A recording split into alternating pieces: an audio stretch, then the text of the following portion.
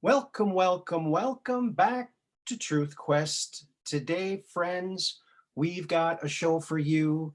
We've got Goode is going to be on the show and answering some questions that we have for him. And he should be joining us shortly. We've got a lot of things to ask him. And I hope you're all doing well. And I want to thank everybody who's subscribed to the show. And he's here. Thank you so much, Goode, for coming on to Truth Quest. I really appreciate it. Well, I want you to remind everybody what the Sphere Being Alliance message to humanity is. I think that's a very important thing. Yeah, well, the message is for us basically to get off of our knees, quit looking up in the sky for a savior to come and to be our own saviors by dealing with our own karma, our own traumas, allowing us to ascend in consciousness and be able to fulfill our mission. Well, that's beautiful. And I just have to take this opportunity to thank you for calling for unity in the community. I think that was a brilliant thing to say. And I had high, high hopes that we were all going to come together and find the real truth, because that's the only way we're going to do it, is we do it together. But as soon as you did that, all of the shills, the people who are paid to keep disruption happening, showed themselves. And it was really, really telling. I mean, you could tell right away who these people were. And they outed themselves, really. Yeah, it's pretty sad. But the minute I tried to work to get unity in the community, it was a number of things. There were some people, old guard, that were real jealous of the new people coming in and stealing attention. But there was a component of coordination. David Wilcock, Dr. Sala, and a few others I won't mention have all told me, we've been in this 20, 30 years and more. And we've never seen anything like this. And because there's never been anything like it. It progressed to a point to where, my family, has been afraid for their lives. And, my wife, every time the garage door goes up, she's wondering if one of these characters are going to be standing on the other side, and is she going to have to run them over or whatever, this kind of stuff is going through my family's head. And, I don't know, the way these people have justified what they're doing to us, trying to say that they're just critics, is ridiculous, because everyone in the community has seen the coordination and, them getting on video saying we're going to destroy Quarry. And anyone who's worked with me, they've attacked people that worked with me to a point to where they started resenting me, the people working with me. And then it kicked off a whole other crazy cycle. So yeah, I mean, when I was calling for unity in the community, I had no idea what I was setting myself up for. I was already a target, but trying to unify people in a community like this is very dangerous, because quite honestly, the disclosure movement was set up by the deep state. It was set up by deep state members as a way to control the dissemination of information to this very curious community. So I was infringing on that as well, and they came together and brought an iron hammer down on me. So, it's, like I said, it's been a number of things. Also, quite honestly, it's had a lot to do, sadly, with money. I'm doing this, I need to support my family, but I'm doing this for the mission. And a lot of people come in saying the same thing, but they're really looking for notoriety. They're looking to make money off of me in different ways. And when they find out that they cannot control me or make money off of me in certain ways, then they turn on me. So yeah, I've had to learn some very, very heavy and hard lessons through the process of all of this cyber stalking I've had to go through. Well, I think that most of us out here watching you and listening to you, we realize that these people against you are paid to do that. And, some of these people might not even realize that they might have, yeah, a Patreon member that's saying, you should do this, and they're getting paid by that person. So they might not even feel like they're just obeying their boss. Um, Yeah. Well, you know, when we get to a point, I have lawsuits against a number of these people, an actual, racketeering lawsuit. And a lot of people are thinking, racketeering, this is crazy. I didn't talk to this other person that he's suing. Well, that's how racketeering outfits work. They have the top person insulated from getting in trouble because they never talk to the lower level people, but there's communication and coordination in between. We have mountains of evidence, both public and that we've gotten through some very, very good and expensive cyber investigators. So we've brought these people to court, and I'm gonna, there's some serious damage has been done. So we've had to take these people to court, and we're going on, after racketeering civil suit now, and this is in the hands of law enforcement who are watching very closely, the civil suits. So yeah, it really blossomed into quite the mess. wow. Well, I hope that all gets cleared up. I want to ask you, when you were small and you were brought down into an underground cavern with other youngsters to telepathically communicate with these giant crystals, the message that you subsequently gave to Ka'ari down in the inner earth, what did those crystals say to you? What was the communication like, and what did it feel like? Well, I can't tell you what information I pulled from the crystals, because it was, first of all, my consciousness would not have been able to differentiate the information coming in. It was coming in so fast. It was blasting like a hose. Wow. So, I mean, I can't even remember bits and pieces, because they did do a blank slating on me when they extracted the information from me later. And they being the secret space program people, not RE. Wow, that's really interesting. Now, I got another question for you. When you were in the inner earth and they were showing you how they were growing their food, and you said they didn't use dirt to grow their vegetables and fruits in, they used crushed rock and crystals. Now, what kind of crystals were they? What color crystals were they? I was so far away, I couldn't actually see Oh, what type of crystals they were. I was just being told that that's what the substrate was, that it was okay. various, um, some of it was fine, some of it was, more bulky, it was kind of layered, and that the plants grew into that. And the water and whatever was in the water rushing across was the nutrients. It's hydroponic. Wow.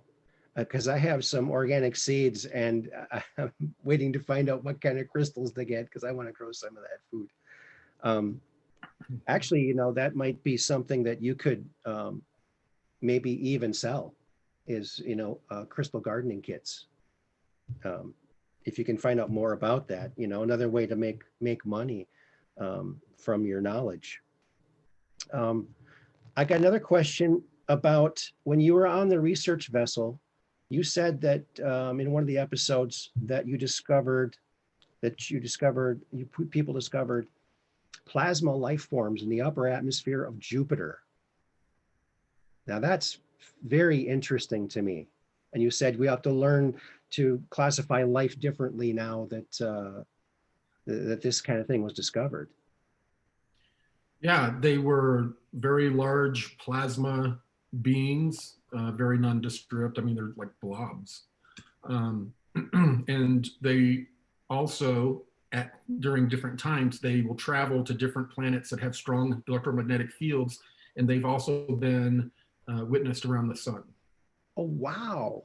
Yeah. That's fantastic. Um, people have suggested to me in the programs is that these beings are beings that lived in the inner sun somehow, and that they migrated out. Wow.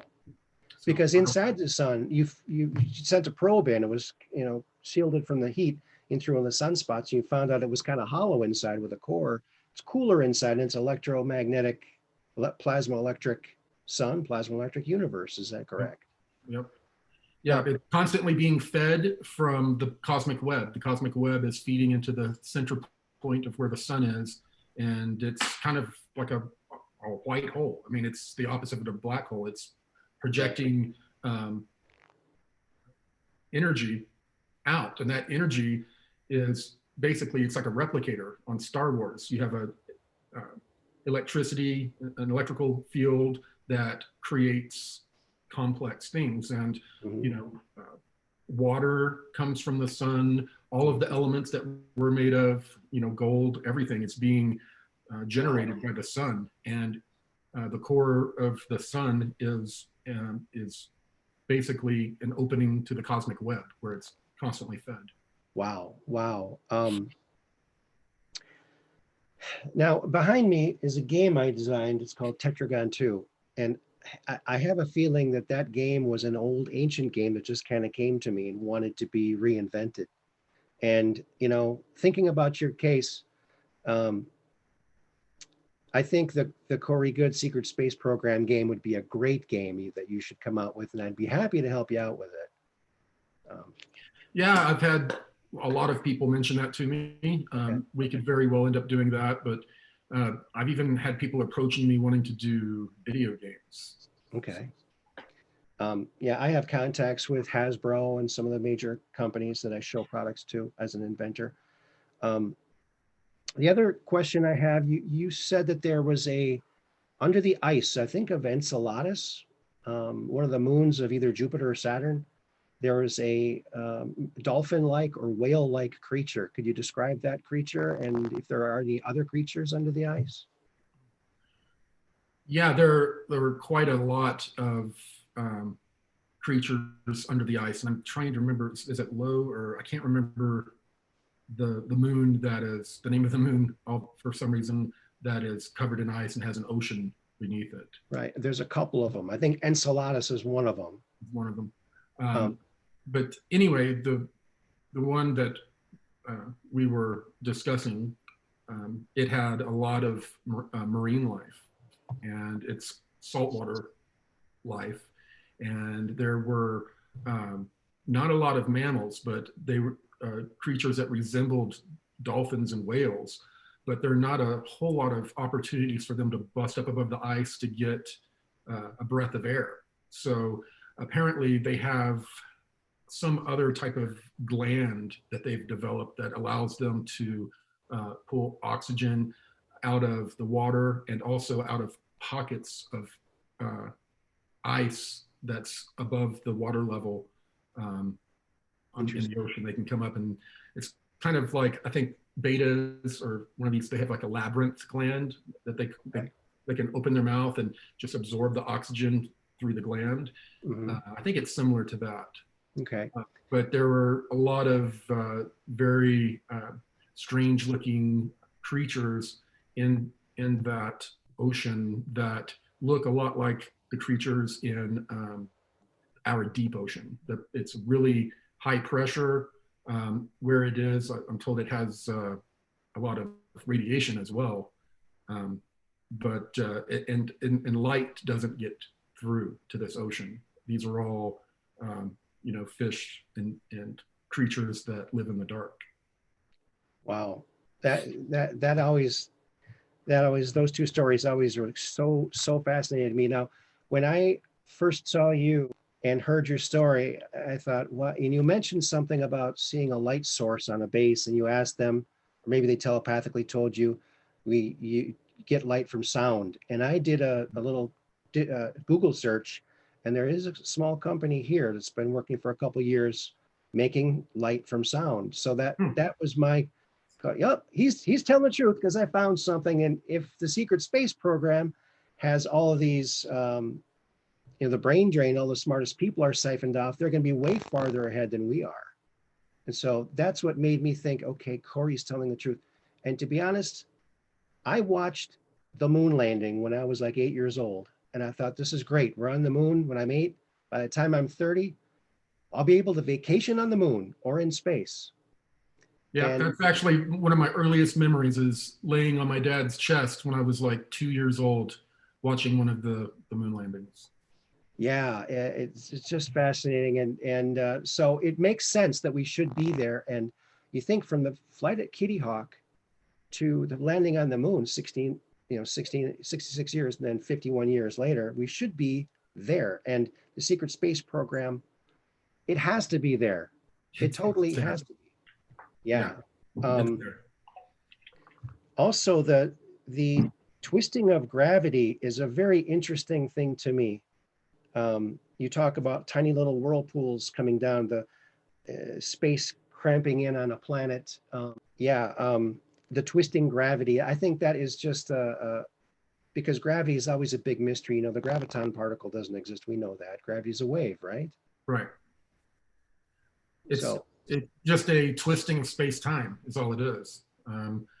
As out in space, as large galaxies come close to each other in whatever orbits they have, the space in between them is compressing and stretching, and so is time. Time is happening very quickly in some areas, and then time takes forever in other areas.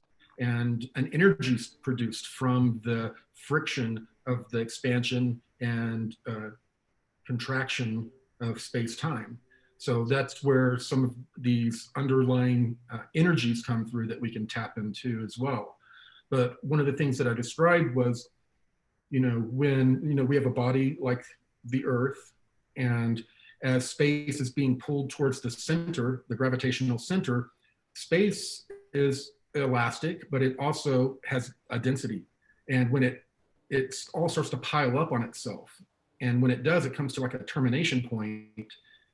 And then that's when I said little pinches, little microscopic pinches of twisted space time are pulled all the way down to the center of the gravitational mass.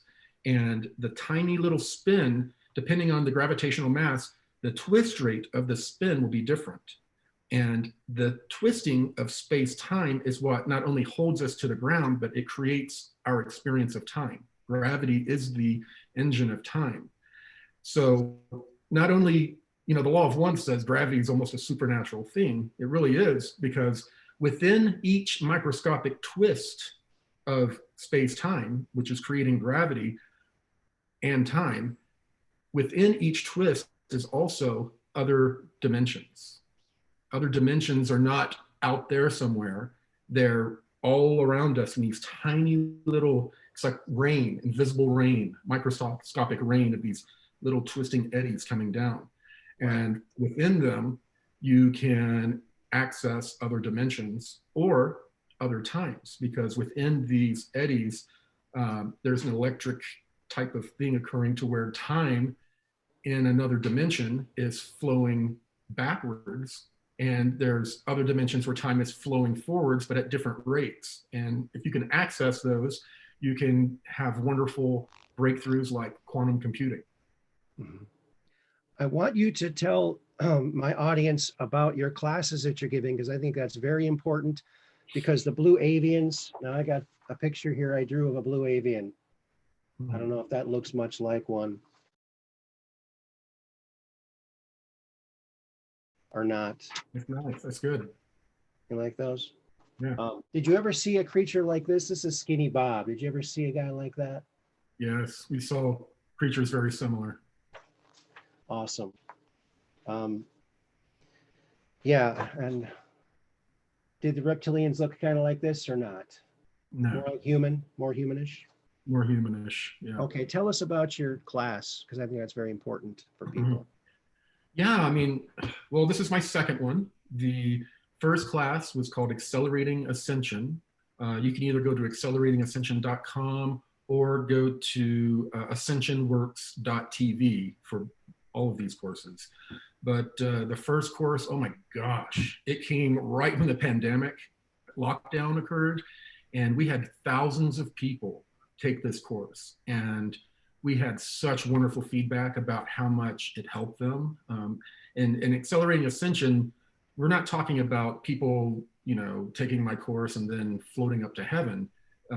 Ascension, how it was described to me was that it's nothing really super magical. It's just an expansion of our consciousness. It's expanding to a fourth density consciousness. We're not going to float in the sky and have all these powers. That's not how it was laid out for me. So when I'm talking about accelerating ascension, the course is all about dealing with your karma, your traumas. We talk about all sorts of techniques, interview different people that are professionals, and clear up the bandwidth of where all your traumas are. And when all that's cleared out, your mind, your consciousness can expand further. And we had amazing feedback from it. And then here, this next course is called The Blue Avians and the Law of One. And it's going to talk about all of the correlations between the Blue Avian message, the Blue Avian history that they gave me, and how it ties into the Law of One.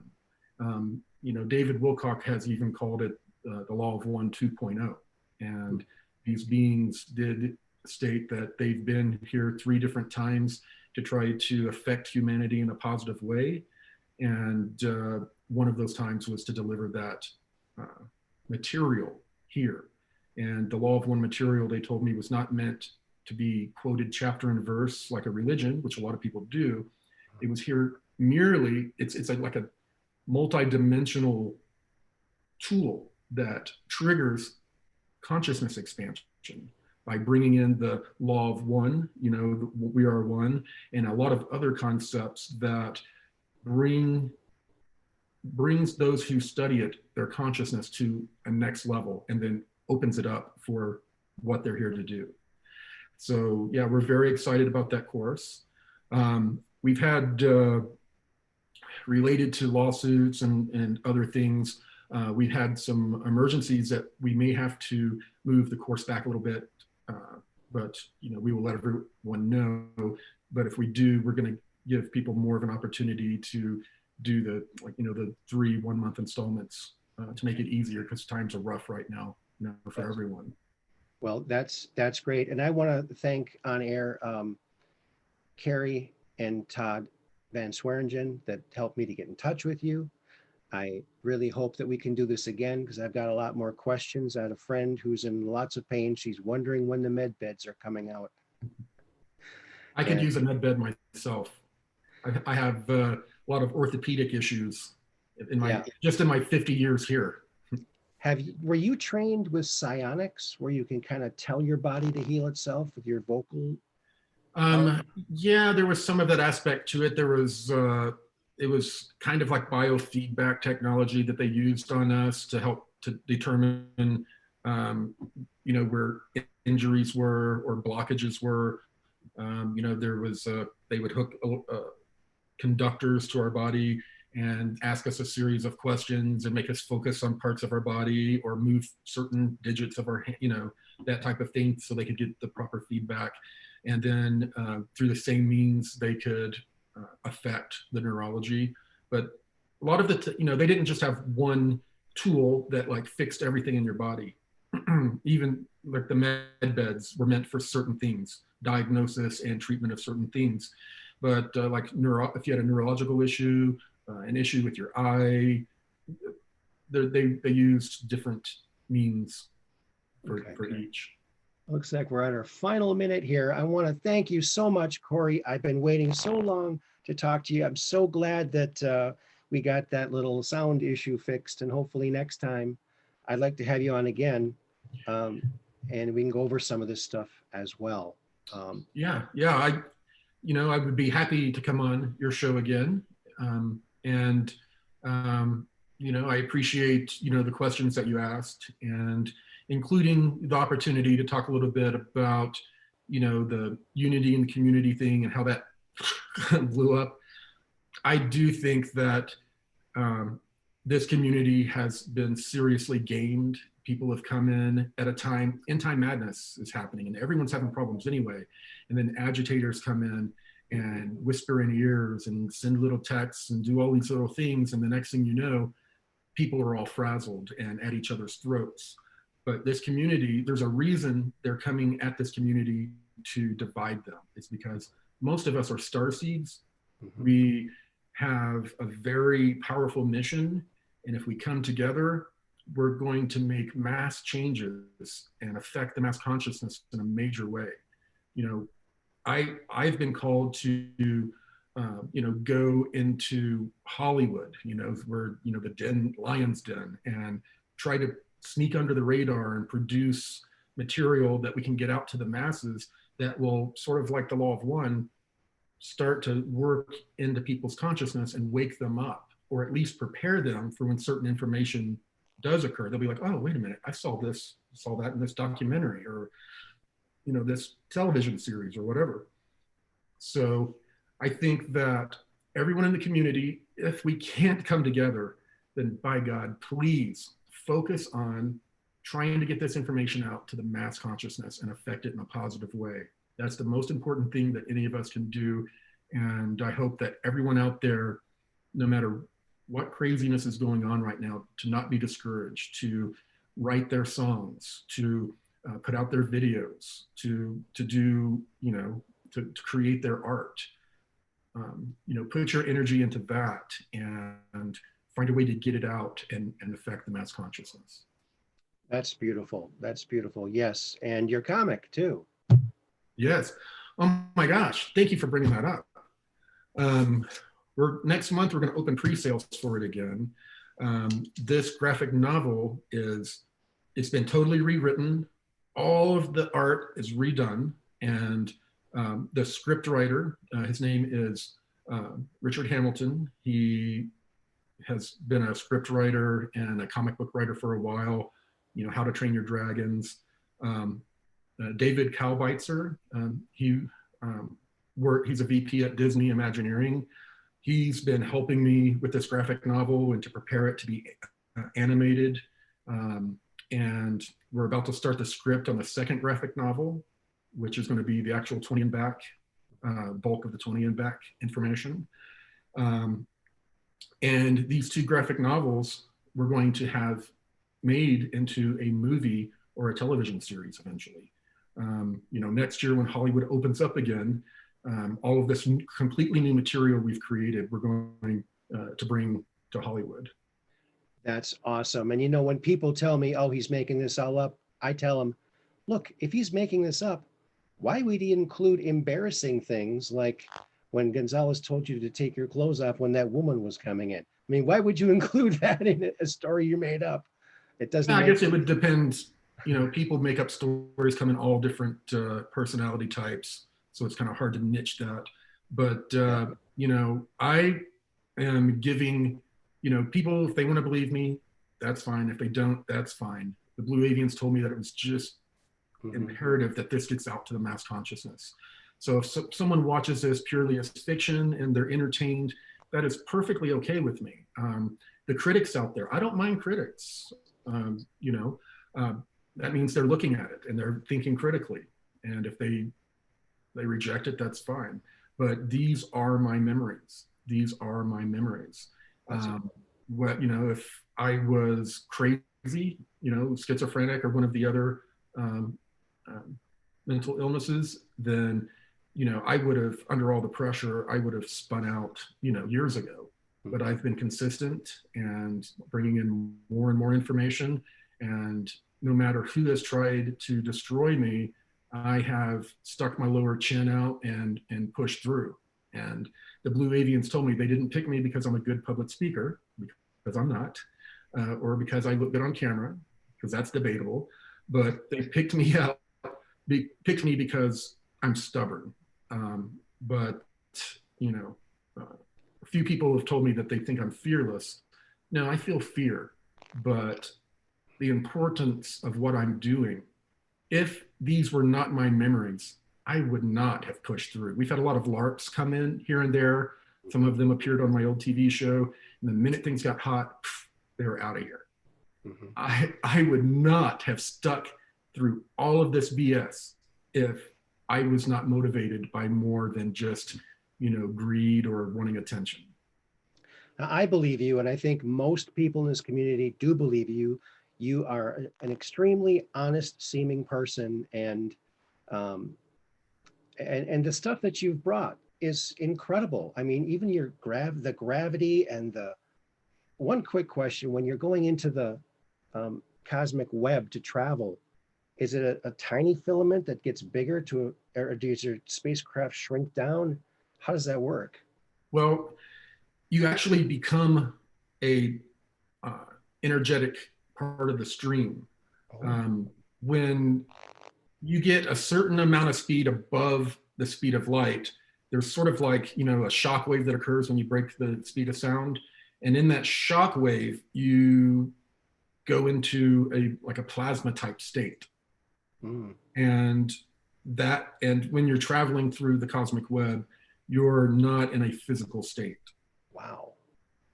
Wow, that's fantastic. Corey, I really, really appreciate you. Thank you for coming forward and giving incredible information. All the years you've done it, like you said, your story has always been the same, and maybe you don't feel brave, but you are brave in the eyes of us watching you and rooting for you. And we'll be out there ready to buy the graphic novel when it comes out, to go see the movie, and to encourage our normie friends, because planting the seed is what you do. And then eventually, our collective consciousness, we can create the world the Jetsons lifestyle that we were promised in cartoon form when we were younger. We'll finally have it because we are in control. Absolutely. We just have to take that control. Yes, and thank you. You are the captain of the starship, helping us to do that. So thank you, Corey. You're fantastic. You're the best, and looking forward to the next show with great anticipation. Thank you. I look forward to it too. Thank you. Bye bye. Bye.